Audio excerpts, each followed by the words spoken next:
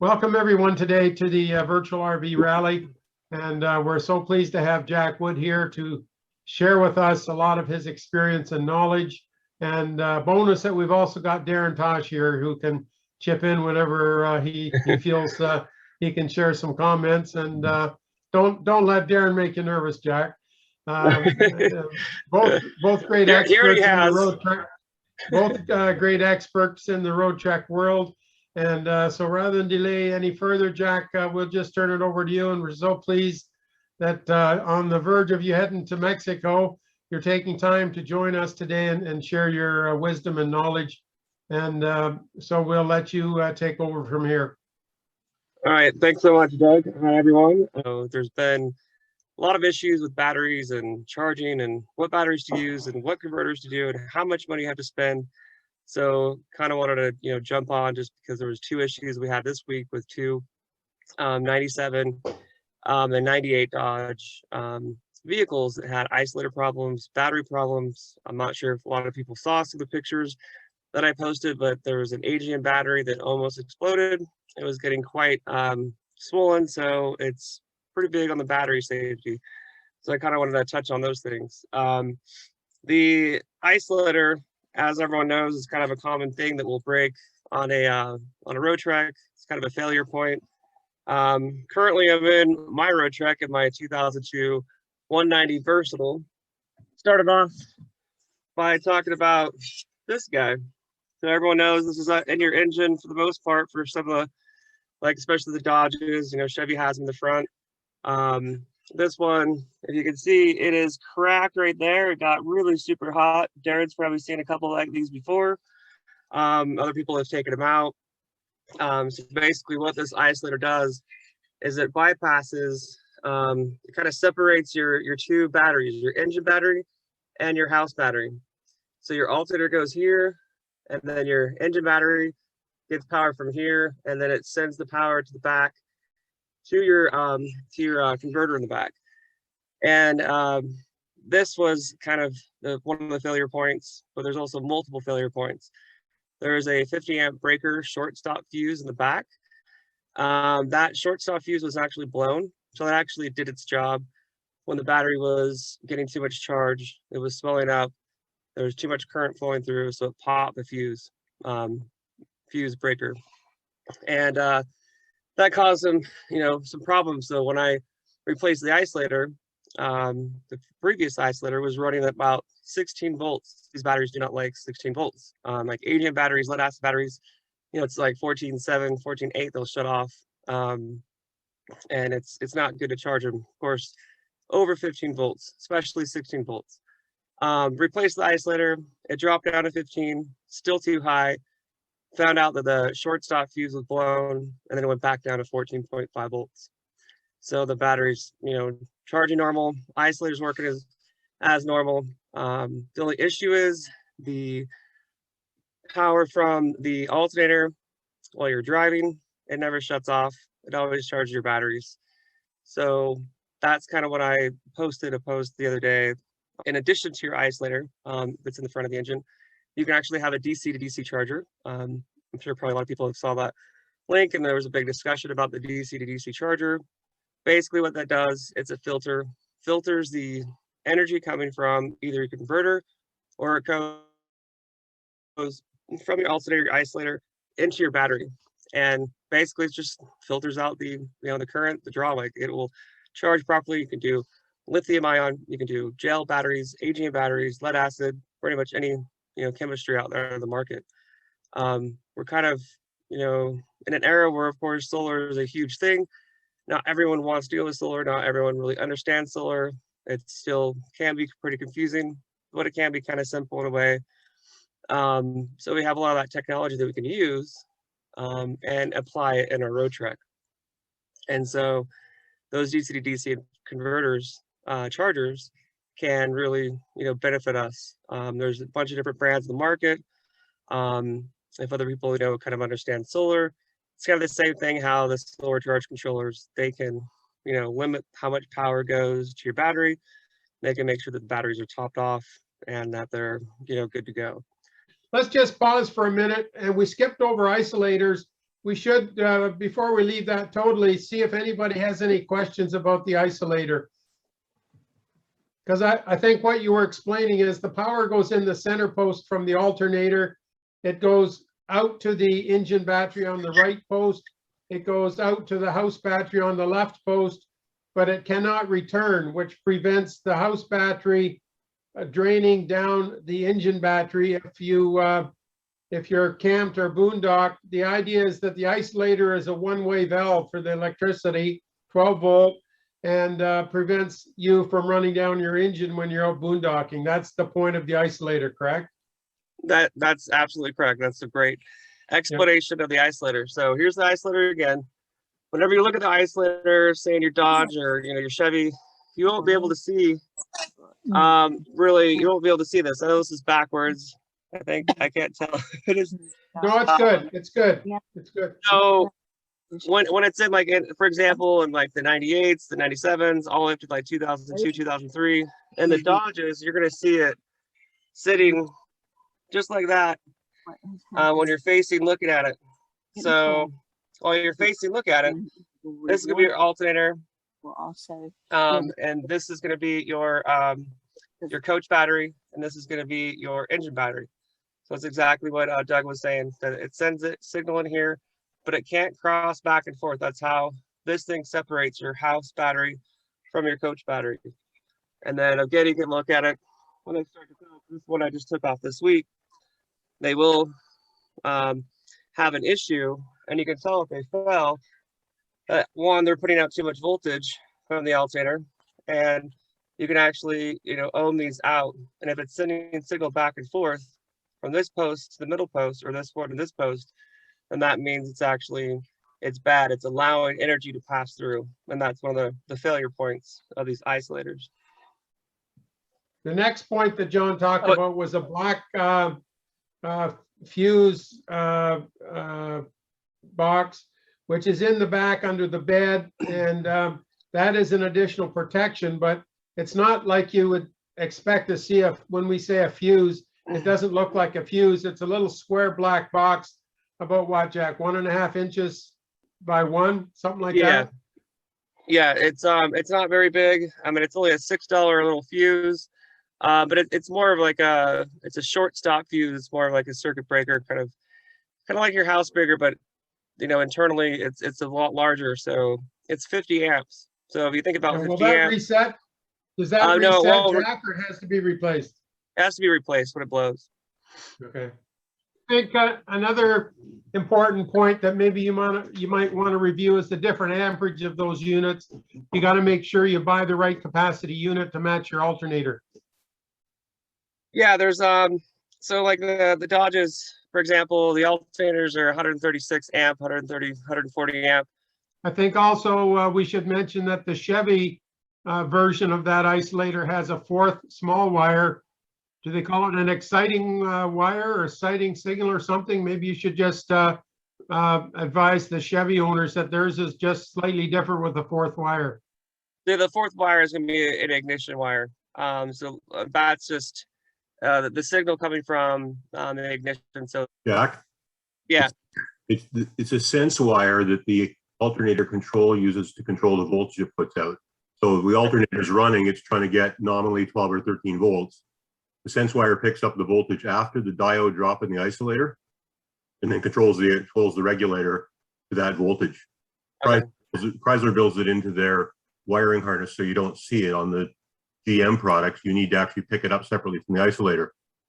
Was that built into the Dodge alternator, or is it just built into the harness? I don't know where it's actually in the Dodge system. I've heard harness. I've never gone looking for it. I've got a Dodge, but I've only got 3 terminals, so I don't care. Yeah. The wire is in there. That's the magic piece. That when the isolator starts to go open circuit or high impedance, it starts seeing a lower voltage coming out of the isolator and cranks up the alternator to give you more voltage to overcome that breakdown. And of course, what happens then is that higher voltage shoots out through the other post to your house and cooks your house battery. That wire is really important. It controls the voltage level that the alternator is producing in a GM product, and in a Chrysler product built in. So the original comment, if you have a Chevy chassis, you have to have an alternator with that 4th post. Otherwise, there's nowhere to hook up the wire, and the alternator is not going to operate properly for either your engine or your house. Okay. Was that clear? Yeah, that's a good explanation. So yeah, we talked about, you know, the battery charging.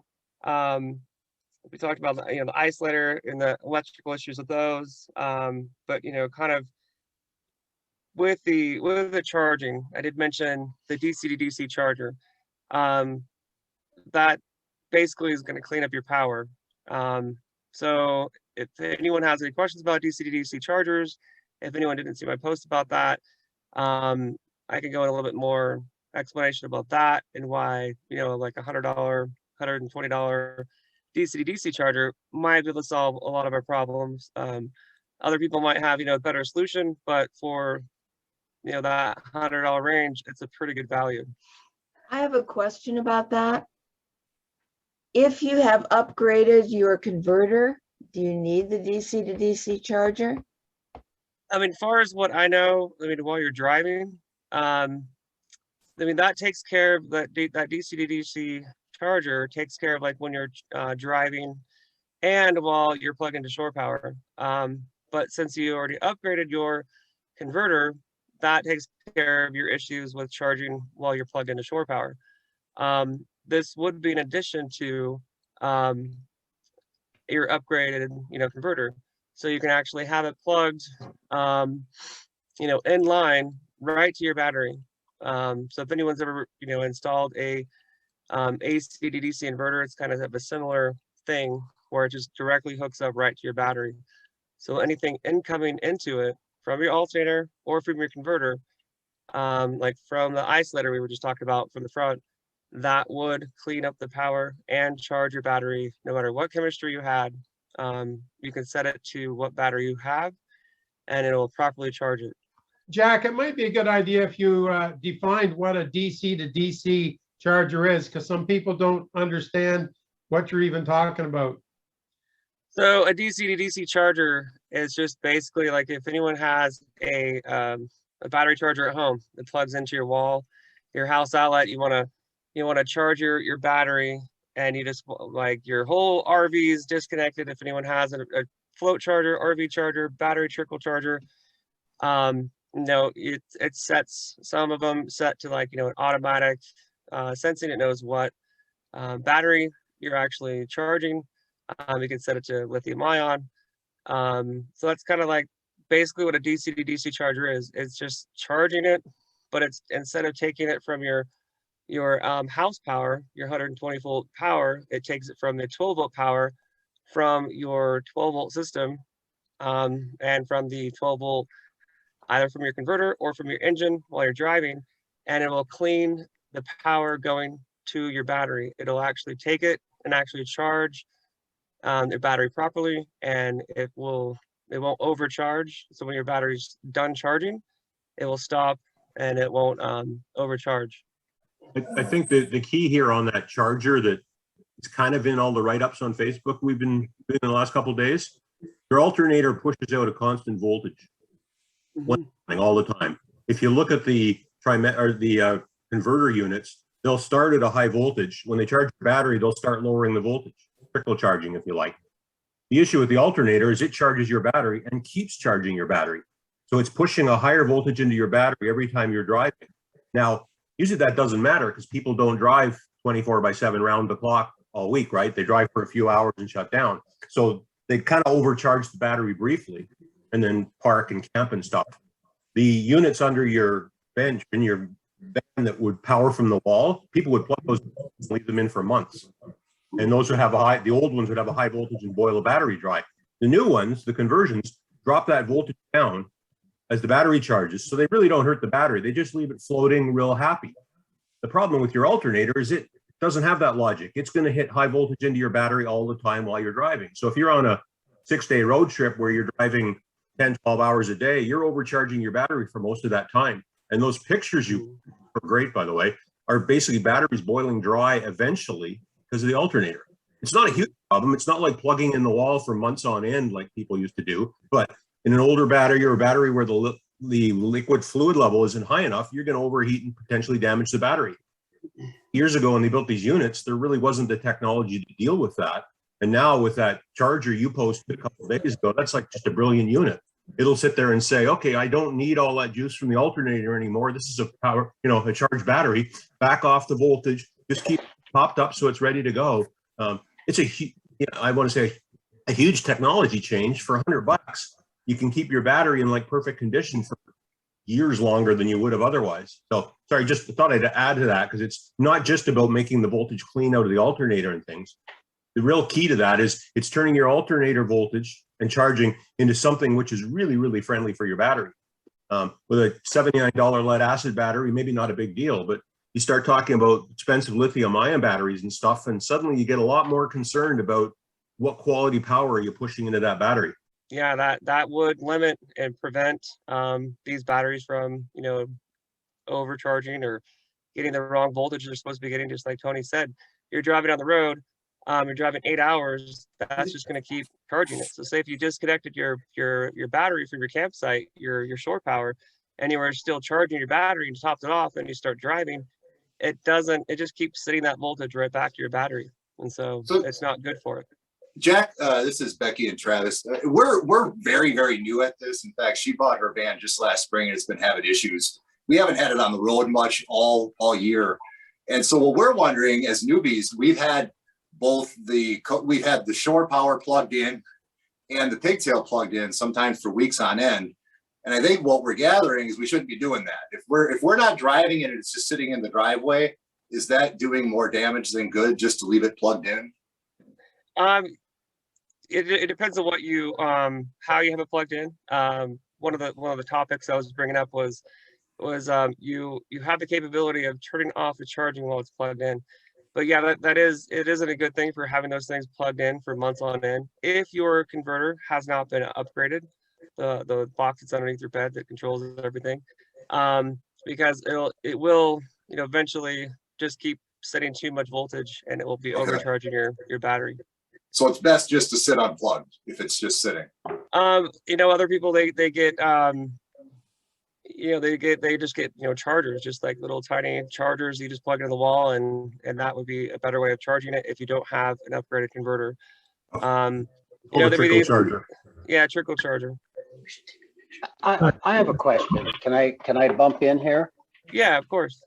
Okay, so this is Ray Welk. I'm up in Lake Stevens, Washington, and I have a 95 Dodge, and it still has the old charger back there, and I have turned that thing off. I rarely turn it on, and my reasoning for that is I have a shunt with a good battery monitor, and I also, prior to purchasing the Roadtrek, I have a good charger that you plug into the wall, and it's a little bit of extra effort, but I will plug in that smart charger and put it on my battery at home, and rather than cooking it with the old one, because it will back off when it needs to, and I actually carry it with me, and when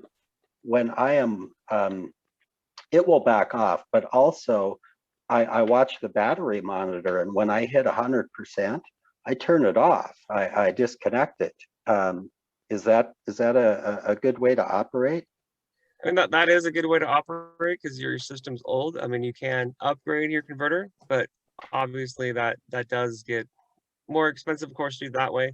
It's more of a convenience thing. So, I mean, if you're comfortable with using your little trickle charger, your smart charger, I mean, you have your shunt battery monitor, so that's a good thing to do. That's a whole nother, kind of topic of, monitoring your battery, because really there's no way to monitor your battery because the dummy switch on our Roadtreks that shows your battery level isn't always correct. Right. Yeah. So yeah, that is one way to do it. One of the things that we've kind of skipped over is that the older vintage Roadtreks, the charger within the converter just kept charging and cooked the batteries as we thought. But at some point in the later vintage, the converters became, I think they call it a dual stage, that the converter charger would reduce the charge as it sensed the battery level rising. So I've got a 2000 Dodge. I was all ready to update my converter, as it seems to be the flavor of the month conversation sometimes. But I got my manual out, and it described how the charger would reduce its charging rate as it saw the battery coming up to capacity. So for that reason, I didn't update my converter. I've got an AGM battery. So am I correct in assuming that I'm okay? And as long as your converter charger in your Roadtrek is of that type that reduces the charge as the battery is reaching capacity, I don't need to worry? Or is that my false sense of security? I mean, that's a good question. With AGM, AGM requires just a little bit different voltage than a lead acid battery requires. So it wasn't designed to charge an AGM battery. My thoughts and the people have, we discussed that the AGM batteries, they don't get the proper voltage. They might need just a little bit more voltage than a lead acid battery. As far as my understanding is, I've had my AGM battery in my 2002 Roadtrek for almost 2 years now, and I haven't had any issues with my charger. But when I am plugged into shore power and I have the battery charging, I know that my converter starts to heat up, and then I can hear it kind of hum a little bit. And so anyway, that's one thing that you can test the voltage. You can see what voltage is actually putting out while you're on shore power, and while it's actually charging. That would be one thing to see what yours is actually doing. But it wasn't really designed for AGM batteries. A lot of us have put AGM batteries in and haven't changed anything out. They can last, but I think the longevity of the battery probably won't last as long if we did not put a proper battery charger in there. Okay, so my point was more related to the vintage of Roadtrek. Yeah. Whichever vintage you have, your converter charger may in fact be okay, and it doesn't have to be replaced. But I'm not sure what year that converter change was done in the production of the Roadtreks. As I said, my 2000 Dodge has a more recent converter that does take into account the capacity rate where the battery is. Do you know what year they changed the converters that they put in? Because I think a lot of people see on the forum, oh, you got to change your converter if you got a vintage Roadtrek, when maybe they don't have to. And I'm just wanting to confirm that, separate from me having an AGM battery, that's a separate topic. Mm-hmm. Is that converter adequate for my needs? Or even though the owner's manual says it does reduce its charge rate when necessary, am I okay that way? Yeah, that's a good question. I don't have the answer to that, because I mean, every single kind of like Roadtrek that I've been working on has been different. I'm like, well, this is different. This should be the same converter. This should be the same thing.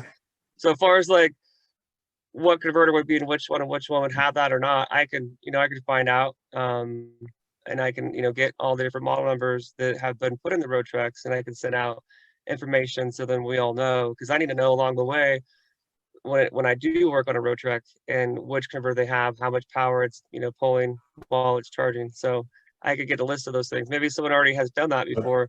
That would be a good thing. Maybe the right answer, Doug, is you've raised a great point that some newer ones are better than the older ones. You really need to look at the model number of your converter charger and look that up online. You type that model number in and you'll find a link pretty quickly, and then read through the manual on it. Does it say it's dual stage or triple stage? Does it have any notes about AGMs? Jack's exactly right. Roadtreks are kind of a funny bag of tricks, and they sort of upgraded them as they went, even within the same design years sometimes. So a 94 is different than a 95 is different than a 96, even though when you look at them sitting on the curb, they look the same. Can I jump in with a battery warning here a minute? Sure, go ahead. Yeah.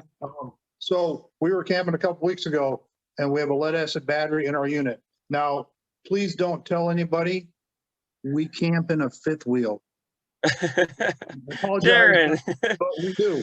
We have camp vans we use when we want to, but so anyways, when a battery goes bad or is overcharging, it smells like your sewer system that you didn't put blue stuff in it for a week.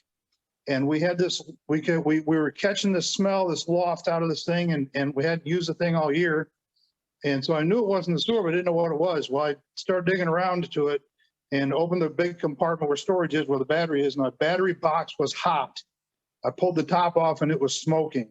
So when something's overcharging and you think you smell sewer, check your battery for sulfur leaking out of this, smell of sulfur leaking out of it. And also be careful, unplug it, let it cool down, because batteries will blow up. The gentleman that runs the campground we were at, he was helping with this a little bit.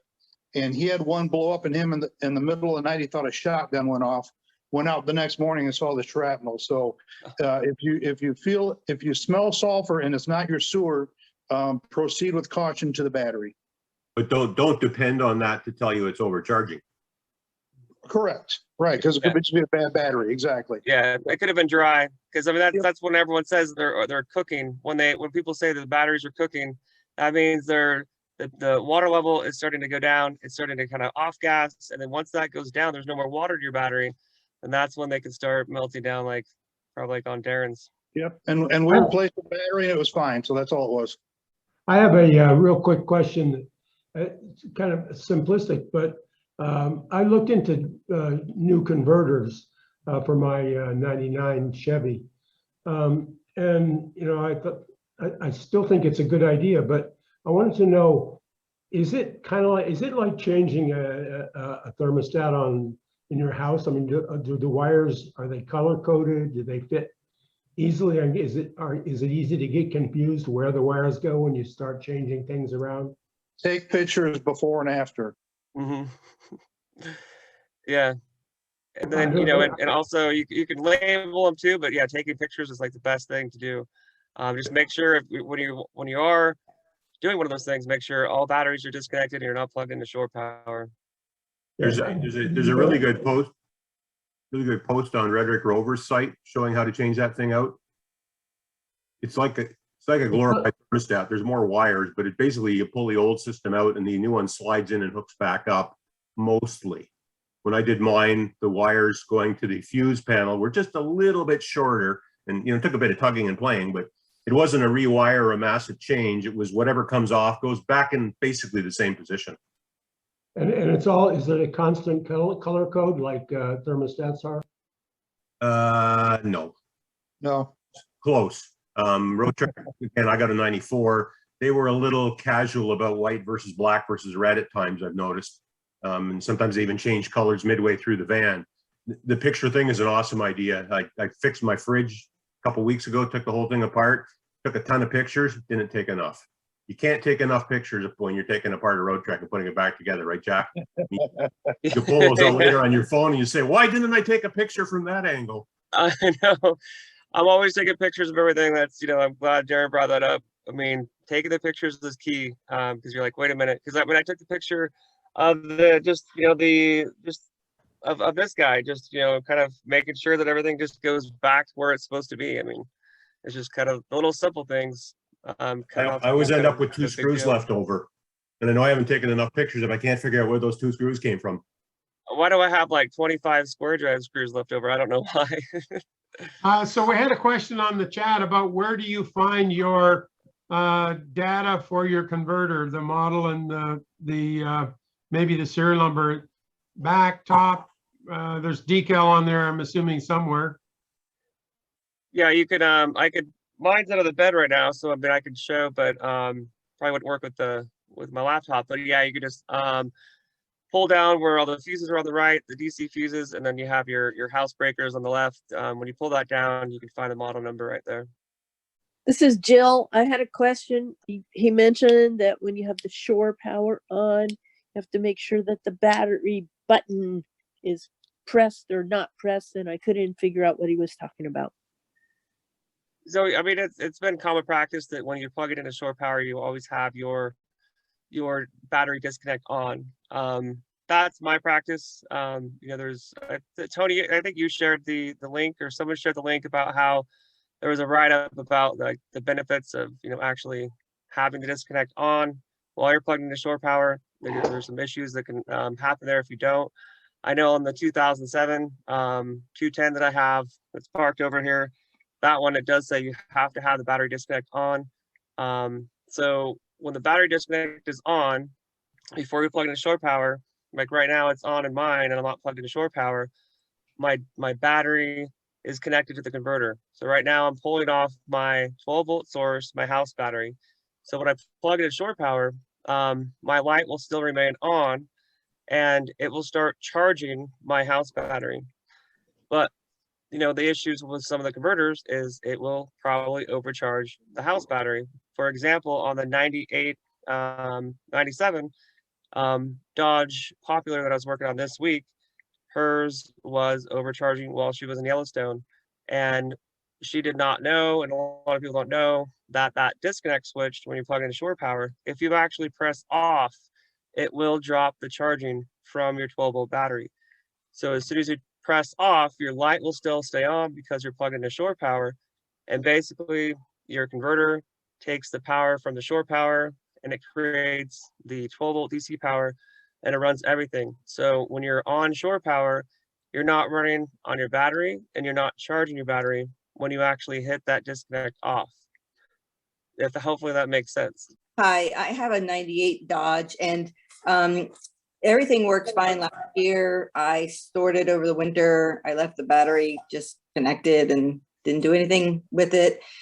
I left it plugged in a lot, and I do leave it plugged in a lot and didn't realize that you should turn that off, just what you said. So as we used it this summer, I was having some troubles with the battery really just not lasting any kind of length of time when it wasn't plugged in, when I was running on the coach battery and not plugged into shore power.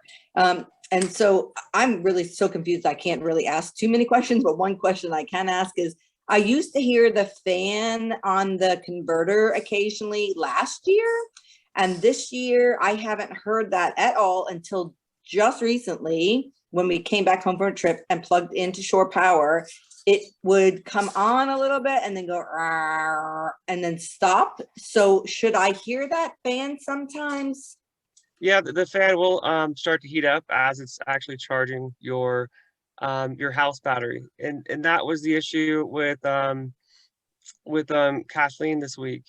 She was the one that was up in Yellowstone for months at a time and plugged into shore power. When it would get cold at night, it was warm enough where she could actually warm her feet up by sticking her feet over by her converter, because it was actually starting to get worse. It was actually starting to kick on and then stay on, and her fan was actually never shutting off. So at that time, my theory was her battery was overcooking, and it was just getting hotter and hotter. And finally the battery was, completely giving up. And when she disconnected from shore power and she started driving, then the battery kept charging while she was all the way down here coming to Utah.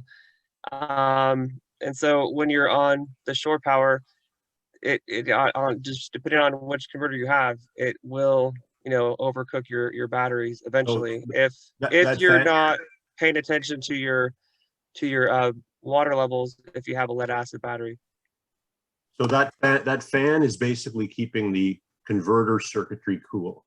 Mm-hmm. Converter's working really hard. The fan has got just a little thermostat. It comes on and says, "Oh, I'm getting too hot." The fan comes on and starts blowing air through the converter to try and cool down the electronics in there. So it'll normally cycle on when the converter's working hard. In many cases, your converter doesn't have to work very hard to keep your battery charged, so you won't hear it.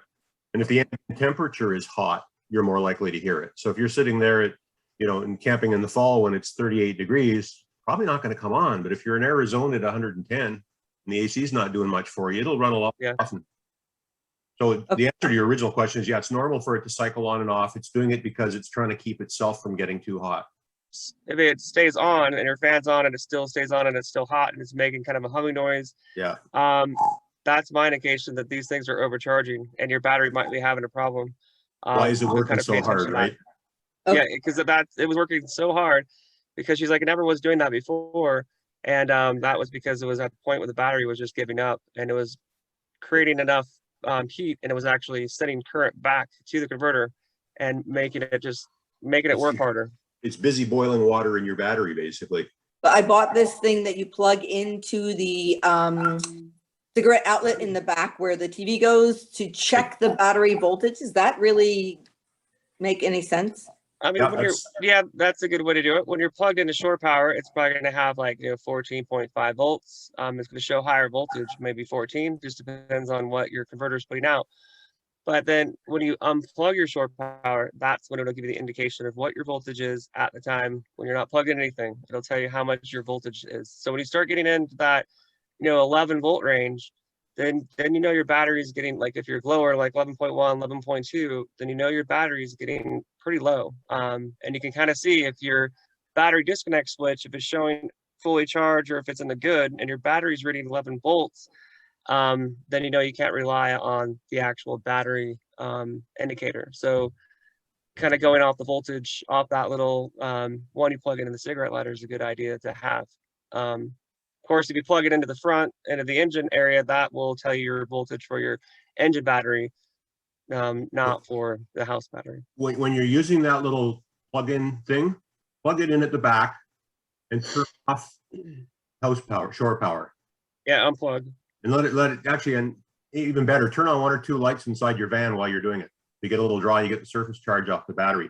Let it sit there, watch it for a couple minutes. If it's above 12.5 volts, you're probably pretty well charged, especially on an old battery. If it's down below 12 volts, you're getting into the range where you're starting to hurt the battery. So plug it back in. When it gets 12.5, unplug it. And then if you turn on your fantastic fan, like with one of the lights, if you have regular incandescent lights, turn on the fantastic fan, kind of gives you an indicator of what your battery could do. Because you could tell when you turn on your fantastic fan, and then if you plug into shore power, your fantastic fan runs faster. But if it's really struggling, your fantastic fan barely even runs on the first setting, then you kind of have a problem with your batteries not putting enough power out. And if you ever suspect that your battery is having issues, and if people are checking your battery level, and you're checking the water level if you have a lead acid, just make sure you guys are wearing glasses, make sure you guys are wearing protective gear. Just like Tony was mentioning, if the battery is warm, if the battery is hot, just in Darrin, that battery situation, you got to wait till they cool off before you really do anything. On the other battery that I worked on the 98 Dodge, that was completely swollen, that was probably ready to explode if that circuit breaker didn't pop. Okay, do we have any more questions before we wrap up this morning's session? Anything to do with electric power, charging, converting, inverting?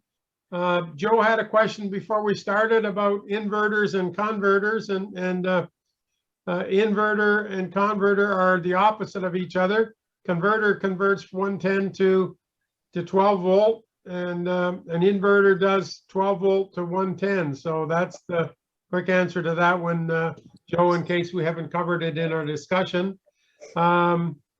I did put Jack's email in the chat box for those who were asking how to contact him.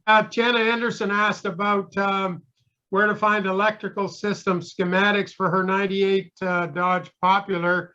And the answer to that is if you go on to the Facebook group in the file section, there are different charts there with the schematics, electrical schematics. There's even one that is a simulator. You can push different parts of it to turn switches on and off, and it tells you how the circuit changes when you flip different things. So that's all available in the file section on the Facebook group's file section. And also a lot of that information and the owner's manuals for your year are still available from Roadtrek. If you go there, you can download your manuals online. Some of the manuals are better than others in terms of their completeness and their clarity, but yeah, that information is easily available.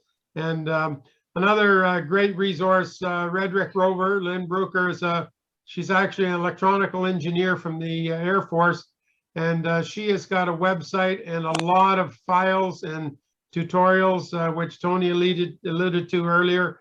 And she is just a great resource when it comes to anything electrical on a Roadtrek. So that's the answer to that. And you can easily find these archive videos if you're familiar with hashtags. Just go hashtag virtual RV rally, and that'll bring up the playlist and some prior videos that we've had. So you can spend all your Sunday afternoon watching Roadtrek maintenance videos if you want to. Anything else, Jack, you want to cover before we wind up?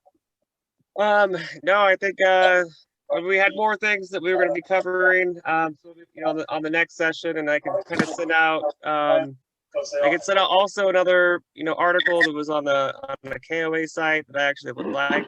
Kind of a basic rundown of an RV system and RV maintenance. It's just kind of a simple read on kind of how to maintain and properly go over your RV. So I have one more question. Go ahead, Tina. You talked about hashtag. I'm new. Can you explain that to me? Oh, the hashtag is, you'll see in some posts, the number sign on your Yeah. computer, the X's and O's symbol. So that tells the system that you're searching for that. So if you put it, they refer to it as a hashtag, but the number symbol and then the words virtual RV rally. And then that way, when you put it in your search bar at the top of Facebook, that will search the Facebook posts and bring up posts where that hashtag has been put in the comments. So we had this discussion back maybe 4 months ago. The idea was that people should put a hashtag, and if you go to topics at the top, you'll see a whole list of recommended hashtags. So if you're talking about the Roadtrek plumbing, you could put hashtag Roadtrek plumbing. And then when anybody comes along a month or two later and asks the same question that we've already discussed in detail, we don't need to duplicate all that conversation. And it's easier for them to search. They just go to their search bar and put in hashtag Roadtrek plumbing. And all of the discussions and posts about Roadtrek plumbing will come up, and then they can easily refer to previous posts and get their answers without us duplicating everything.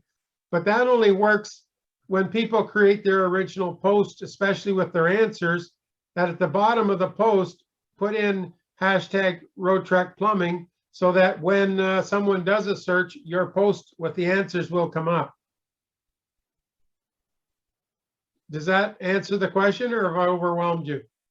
No, that's perfect. Thank you so much. Okay. So if there's nothing else for this session, we've kind of run over time, but it's been a good discussion and lots of great content. Glad we've been able to answer some questions, and Jack, and with the help of Tony and Darrin, have clarified a lot of electrical issues. We may have to have a supplemental electrical session, as Jack said, at some point in the future. We'll do inverters and whatnot. We'll post our proposed topics on the forum, and then get some feedback from you folks. I should say that next month, Al Hurd has offered to talk to us about how his Roadtrek allows him to live his hobby career or hobby life through his amazing photography. And then hopefully Jack will be back again in December, and we'll talk a bit more on the next topic and carry on from there. So Jack, thank you so much for taking time out of your day. Thanks, everyone. I know you're busy packing to go to Mexico, and that itself might be an interesting session someday when you get back to talk about, because a lot of people are thinking of going to Mexico, but may have it on their bucket list. So Jack, for those who need repairs, he's headed to Mexico in the near future. He's going to be down there. He'll come back up into the West Coast area. He's going to do a route of repairs, I think late November, December, and then he plans to be in Quartzsite in January. So that's kind of where he's going to be. So anybody in the Southwest needing repairs, reach out to Jack, because you're going to be lucky that he's coming through your neighborhood, most likely, or nearby. So Yeah, I'm in Maine, I'll and I'm be going to come actually- to his neighborhood. Yeah, I'm going to be chasing the weather, so it's starting to get cold here in Utah. So I'm done working on Roadtreks in Utah for the most part, and then when I get back from Mexico, I'm actually heading to my mom's house in Northern California, in Grass Valley, Sacramento area, and she has 11 acres. So we're gonna be prepared for a kind of a get together. I'm going to kind of host everyone so everyone can drive up who's in Northern California. So it'll be kind of fun to have everyone up there. There's plenty of parking. So I'll post that. It'll probably be around the 7th or 10th of November. So I'll be up in Northern California. So I'm only going to be in Mexico for a week this time. Not as long as, you know, I hope for, but a little bit of R&R, then I can just get back to work, and then I'll move back down to Southern California, chasing the warm weather, and then yeah, I'll end up in Quartzsite in January, probably through March. Okay, well, great to have such a good turnout. Thanks again, Jack, for all of your information and experience, and with the added bonus of having Tony and Darrin to chip in here and there. Yeah, thanks, it's guys. been a great session, You and we bet. look forward to seeing you all next Thank you, month. Jack. Thanks, guys. Have a good weekend. Thank you. Thanks, Bye, Doug. guys. Thanks, Good to Jack. see you, everyone. Take care.